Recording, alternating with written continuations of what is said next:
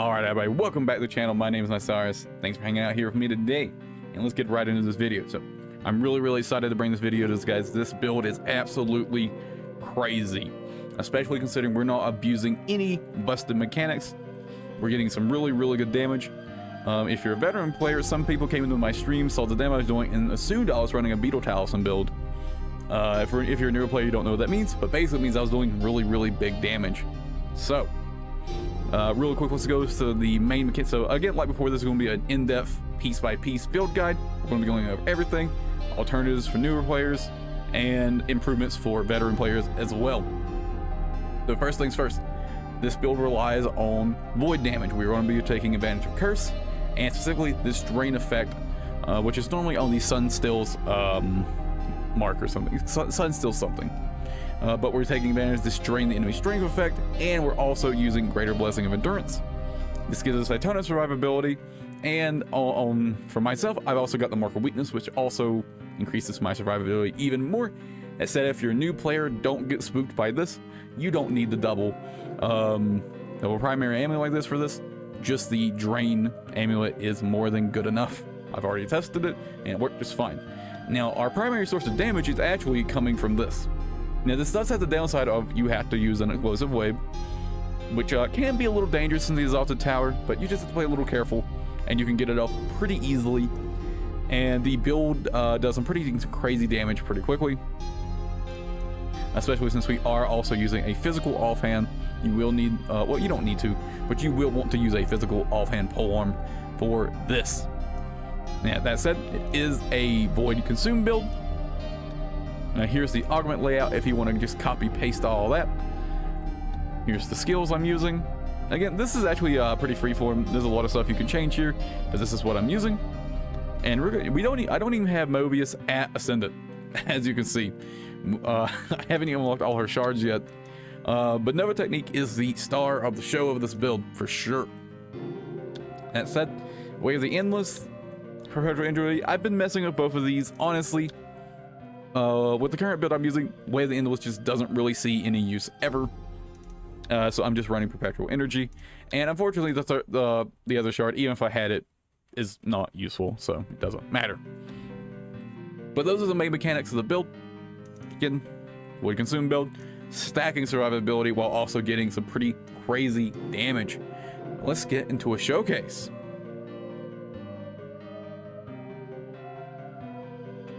All right, so let's get this showcase started, guys. So, really quickly, I'm just gonna kind of show you the kind of damage you can be expecting out of this build. So we'll start with just the baseline damage. Dude, you saw the 118,000. Dude, that weapon timing attack has been messing up my recording ever since I started trying to record this video, but I digress. So as you see, that 117,000 is kind of the baseline you're expecting. Let me do it again so you know it's not a fluke of some kind. Get some weapon tech charge. And you see, again, 2 hits, 119,000 damage. But that's absolutely nothing.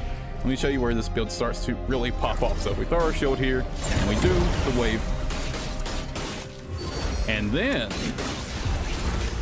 all of a sudden we're doing over 600,000 damage.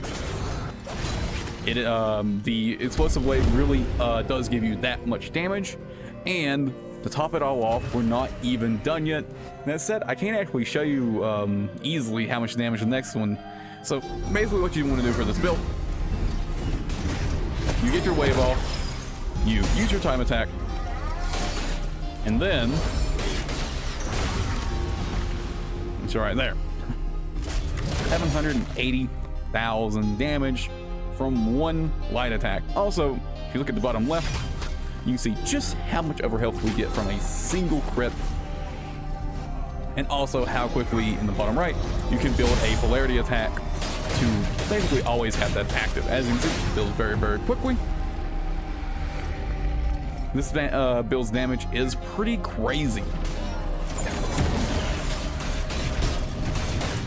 especially if you're actually getting more stacks than this. And as you can see, even the just simply the damage you're doing isn't bad at all, especially with the bleed procs active. With the bleed procs active, you actually do quite a bit of just standard damage. So against certain bosses, like the Lemokregani, You know, it can be, on some consume builds, really, really hard to break Praegon's ankles. That sounds really bad. To break his ankles, right? It can be really bad hard to break his ankles on certain consume builds. This build does not have this problem, and nor does this build have any problem with survivability. And, you know, all you need to do to keep your survivability up is basically just do your polarity attack once in a while, and then you'll have your survivability just like that. So that's going to be about it for the showcase. Let's talk about the shards more in depth now. Now, the shards. So we've already talked about these a little bit, but again, the shards I would recommend for the build are, Nova Technique is the, you have to use this. This is really, really strong. There are some perks with this, by the way, that we'll get into here in a second. And Perpetual Energy, just because if you're trying to play this build exactly the way I'm playing it, you will never use this, in all honesty. Like, this will never see use, so you might as well just get the free extra damage. And I do want to talk about this, so, you know, if you're watching this, you might be reading this and wondering why we're even bothering with Heavenly Reversal, since it, you know, limits our build our build options quite a bit. And the simple answer to that is, for some reason, I don't know if this is a bug or not, without Heavenly Reversal, consuming like this doesn't do any damage. Without having this on, if you consume with the Explosive Wave, it just simply does no damage. And, you know, it's always nice to have more options to consume anyways, so you do have to use Heavenly Reversal. This, you know, does not let you get away with not using it, unfortunately.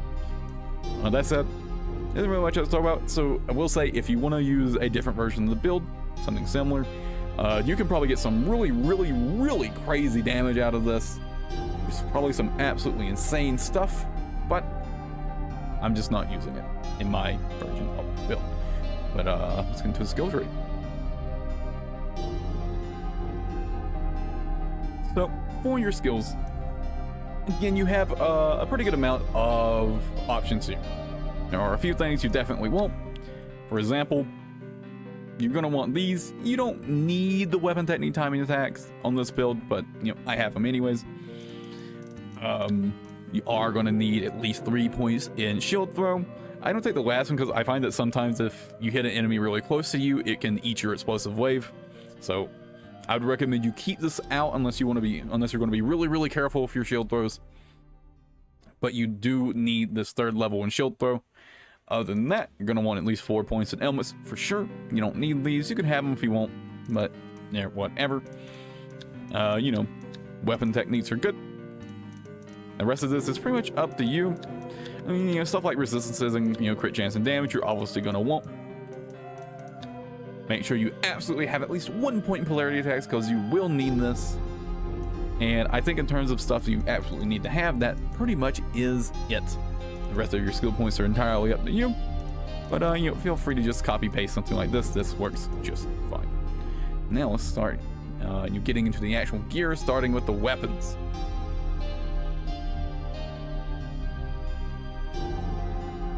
Alright, so let's talk about the weapons. So first things first, let's talk about these dual blades. So I do want to address the inner focus passive I've got there. This doesn't actually translate into a 40% element damage increase, and it turns into about a 25%. I'll do a quick show of that here in a minute, but you definitely don't need it, especially once you start using the void damage increase.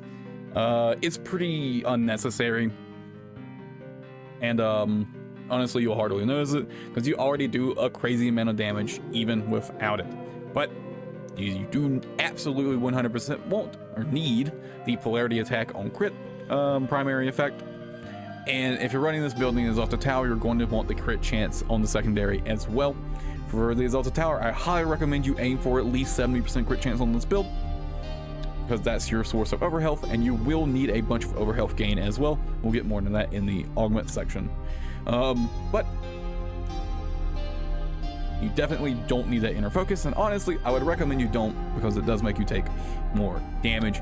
And really quickly, I'll just show you the damage without it, just so you know I'm not basically messing with you. And there will be footage of the build linked in the comments and the description, so you can see it even with the tankiness, even with the inner focus effect. because they might be worried that I'm basically just using this to inflate my number in the training realm, and you know, but don't worry. I'm not trying to debate you with this build. I just legitimately think it's very, very strong. You can see there's an 84,000. So, you know, about 80 to 90,000. I'll do it again just to show you it's not a fluke. There's an 85. And there's another 85. So about 80 to 90,000 damage. It's a little inconsistent, and I honestly don't know why. I don't know why ailments are kind of inconsistent, but they are. Now that said, the difference is obviously a bit more noticeable with the effect active, but as you can see, you're still doing over 460,000 damage with just one left click, which is, you know, still significant, and you will still do plenty of damage even without the inner focus effect. Again, totally not needed at all, but it will give you a nice bump in damage if you're willing to take the extra risk. That said, I kind of recommend you don't. Now, for your offhand, you are going to want a polearm with greater blessing of endurance, and I highly recommend its physical damage so you can get the extra damage from the bleed effect. Honestly, the secondaries here don't matter. The other primary doesn't matter either if you're using a Sunflare Destiny. You just need greater blessing of endurance, and that's honestly it. And this is literally here just used to be used for polarity attacks to get the greater blessing, and then you switch back. That's it. And that's going to be it for the weapons. So let's talk about the amulet next, which I know some of you might be feeling a little spooked by. So now let's talk about the amulet. So if you're a newer player, you might be getting a little spooked, wondering if you really need both of these to have enough survivability. And the answer is you definitely do not. This is really, really nice, but not mandatory at all. Now, if you are a newer player, you have a couple options. One being the Sunsteel's Crest. This is the Drain amulet. You can grab a Sunsteel's Crest, get crit chance on it, and you can call it a day. Again, you do really want that crit rate, because it will boost your survivability pretty significantly with the overhealth generation and the weapon technique generation. But they shouldn't be too hard to get. Getting a Sunsteel crit should be pretty easy. Your other option is the Grandmaster Station. This drops as a purple, I believe. Might be a blue. I'm pretty sure it's a purple. I don't know if I have any laying around. No. But I'm pretty sure it's a purple drop. So now, if you're wondering which of these you should be choosing, well, that depends on what you want. So the Grandmaster Station will provide you with better upfront, easier to access survivability, and the Sunsteel Crest will give you more damage, basically. If you want my personal recommendation, I would grab a Grandmaster Station. This is really easy to activate with this build. You just use your polarity attack, and then the enemies will do much less damage to you. And just in case you're still worried, I actually have a showcase linked below. I think I mentioned it before. That uses this amulet instead. Now, you know, there's no drain, but just the mark of weakness. And, you know, the other one, I don't breach enemies, so that overhealth doesn't matter. And it's actually less crit chance. So if you're worried about survivability, don't worry about it. Just grab a Grandmaster Station and you will be good to go. And that, let's talk about the charm next. So for the charm, you are going to want a Lion Talisman, again with critical hit chance on it. I mean, you want a Lion Talisman with crit chance on it anyways. There aren't really any other options here for this build, and it's kind of mandatory. You really, really want that crit, that weapon technique generation. So, again, and if you're a newer player, this drops as a purple charm. It's pretty easy to farm. Just grab yourself one, get one crit rate on it, and call it a day. Don't have to worry about it too much. You know, if you're a veteran player and you've got some, you know, some Mephra Stars with crit chance and some with the Lion Talisman effect and something else useful in there, I'm honestly not sure what other useful effects you can even find. I actually think maybe you could get Mark of Weakness on a Talus on the charm, so that could be an alternative to the amulet that I'm currently using. I'm pretty sure that's an effect you can get. Actually, we can check really quickly. But other than that, there isn't really too many options here. You know, grab yourself a... Yes, it totally is. In fact, I even have one. So yeah, if you are a veteran player, you can replace this with a Color Lava, something like this. But again, if you're a new player, grab the Lion Talisman and call it a day. You don't even have to worry about it. Now let's talk about the rings.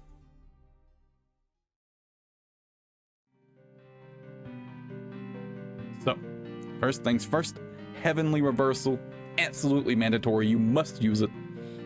Like honestly, this is mandatory for the build.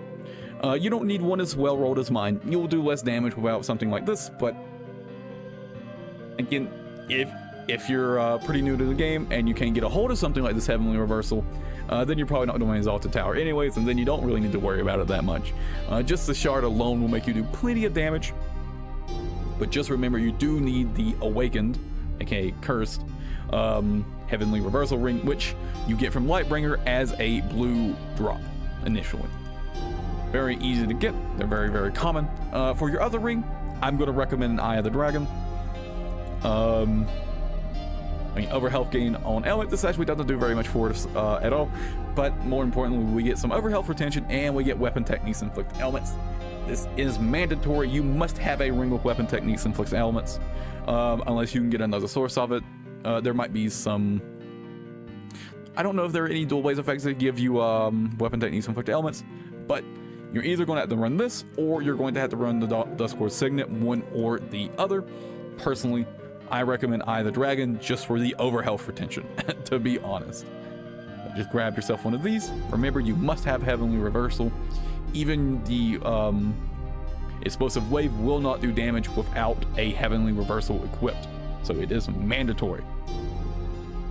As said, I mean, I guess there's some wiggle room here, but just grab an Eye of the Dragon. Save yourself the trouble and grab an Eye of the Dragon.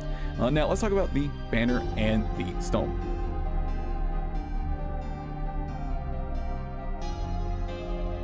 So first things first, there's actually a mistake in this build. You do not want to use the Mesa's banner for this build unless you absolutely need the crit rate. If you need the crit rate, you can use Mesa's banner. Otherwise, you should be using a Plague Pennant. Well, I just realized I have a very good one for this build, but you definitely do want to be using the Plague Pennant.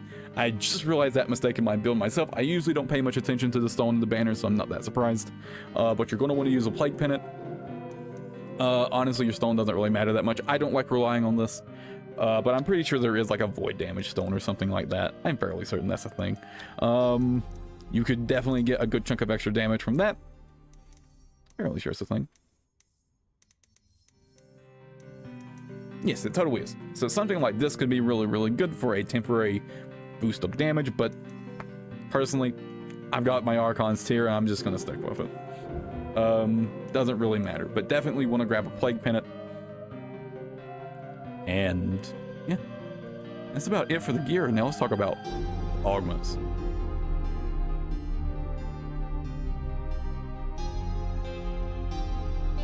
So I'm actually going to recommend you adhere pretty strictly to what I've got here in my build. First things first, this is basically mandatory. You need a black seed to have your shield up as much as possible. Now, luckily, if you don't know, with the dual blades, whenever you pop Inner Focus, all of your attacks count as weapon techniques. So anytime you kill an enemy while Inner Focus is active through any means, you will get the shield charge and you'll get the bonus damage, but that's whatever. Point is, you will get that shield charge any kill you make during Inner Focus. It's very important for the build, and the build is a little reliant on this, to be honest, but unfortunately this is just a rare 5 drain augment. You don't need a primal version at all. The regular one is more than enough. Grab this, call it a day. Real quick, I do want to mention, I realized in the last video I forgot to point this out, but for Consume you do want to try to balance your element power and duration. So for the substats on your augments, try to get a nice balance of duration and power. Next things next, Void Shell. You don't need a primal one. Honestly though, if you are doing the Zelda Tower, you might want a primal one just for extra comfiness. And I will say you do want to aim for at least, in my opinion, 150% over health gained on across your gear as well. As you can see, I've got a couple over health gained on my augments here. This is where I'm getting most of it. First of all, force barrier is 100% mandatory on dual blades. In my opinion, you're going to want to use this like no matter what, right? Otherwise, you're just going to get slapped around. So definitely grab force barrier. Glamour and Rift will give you a nice chunk of extra damage, and I highly recommend you grab these as well. As you can see, I don't have ailments on any of these green augments, so even with, like, you know, there are definitely some big improvements here. For example, neither of these are primal. I could get primal versions of these and boost my damage pretty significantly, but even without that, I'm still doing great damage. And for the might augments, grab yourself a focus. Extra over health generation is a no-brainer. Ironheart for the crit chance. Another no-brainer. This build's pretty reliant on crit. This is an easy pick. Paradise, really strong. Definitely grab this. And Twilight Boom is perhaps one of the most busted augments in the game, considering its cost. You're going to want this as well. So honestly, about the only thing I would say you can change out of this build would be Rift and Glamour, but there honestly aren't many good alternatives anyways. I would just recommend you grab these, because nothing else is going to give you quite as much bang for your buck as these two augments in this case. And that's why I say I kind of recommend you adhere pretty strictly to this augment layout. I mean, obviously you can interchange some of these things, but yeah, pretty much it. Also, definitely grab Might on the Black Seed for the interaction with Void Shell. You know, every 20 Might on adjacent augments, you get some overhealth. You get more overhealth, right? And that's why the Might has the Black Seed, or the Black Seed has the Might on it. Jeez. And let's talk about the playstyle.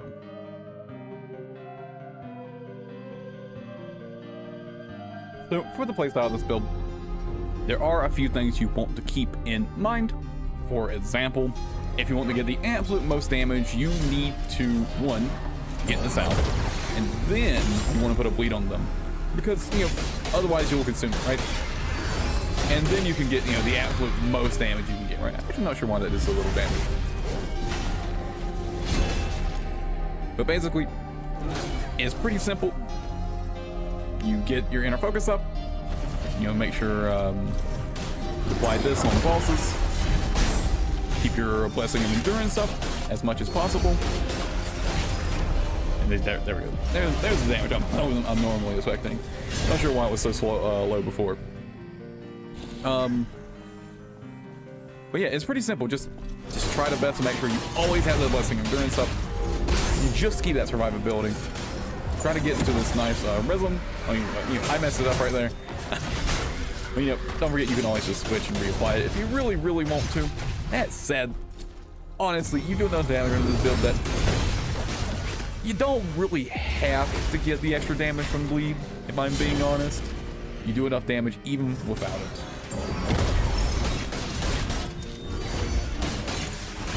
But that's pretty much the playstyle, right? You know, keep your blessing of endurance up, and just deal damage. It's a pretty standard dual blade build.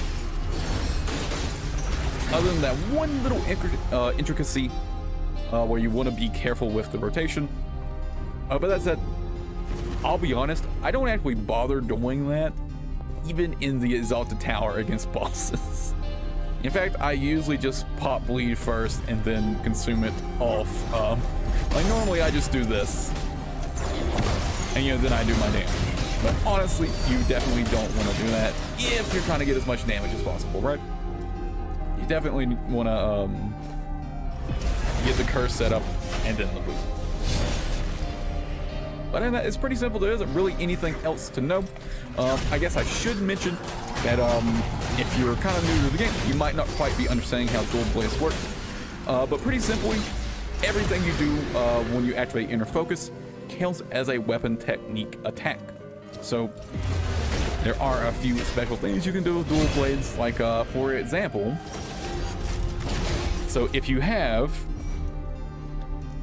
5 points in takedowns, you can actually do some pretty cool stuff. with it, like chaining these spectral takedowns. Because when you kill an enemy with a spectral takedown, it actually counts.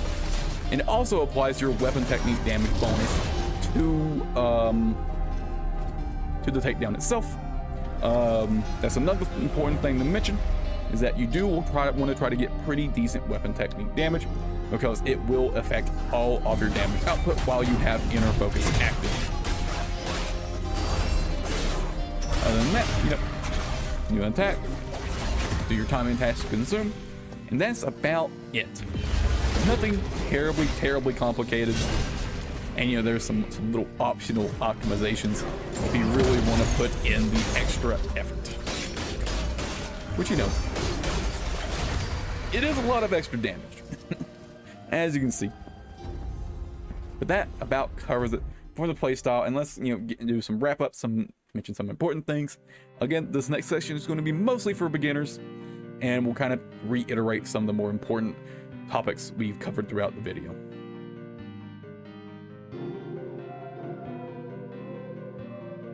So, just some reminders.